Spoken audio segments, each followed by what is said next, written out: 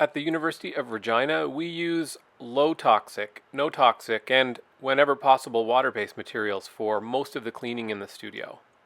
If you've been in my classes, you've seen this before, but it never hurts to see it again.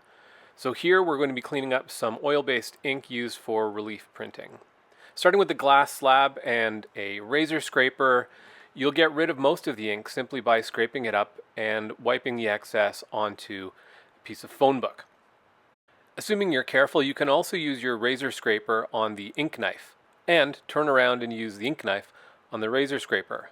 The goal here is to get rid of most of the excess.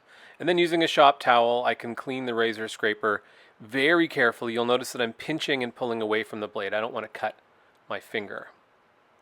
Vegetable oil from the grocery store will take care of almost the rest of our mess on the glass. So using a shop rag, this is a particularly old one, ready for the rag bin in the sky. You can wipe up the glass and your tools and then spray with one spray of vinegar. This is also grocery store vinegar. And I'm using a blue shop towel, so a disposable shop towel, to wipe up the excess greasy residue on the glass and the same on the tool before putting it away.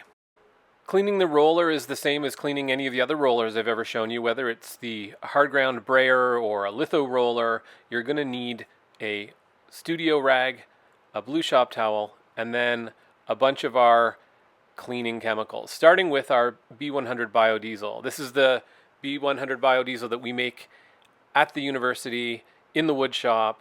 It is non-toxic and very, very effective for a whole bunch of reasons in printmaking, not the least of which is that it's not going to catch fire, it doesn't give off bad fumes, and it is not going to melt your nervous system from the inside. So traditional printmakers will be horrified by how long this takes, but you don't know any better. This is how you're being trained at the University of Regina. And to clean a roller, if it takes you 2 or 3 minutes instead of 30 seconds or a minute using a really terrible old smelly item that you might only now smell in your grandpa's shed, so be it.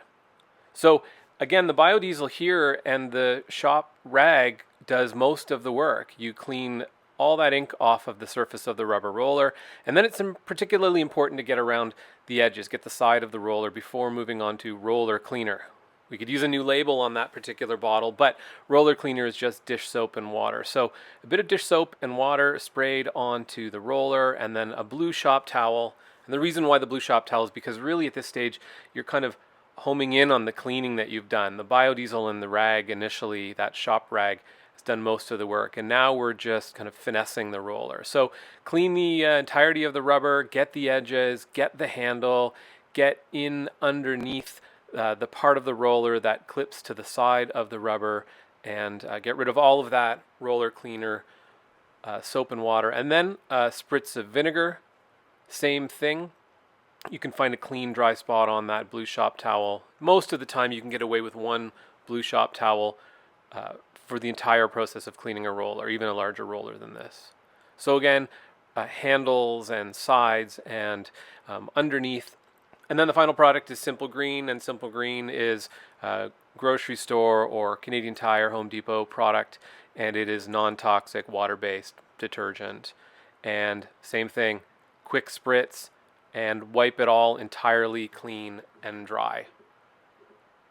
Once you're done, you can put your roller away, and it's ready for the next person to use. If you can't remember what you're doing or you're not sure about the order of things, all you have to do in the U of R studio is look up to the sign for cleaning rubber rollers.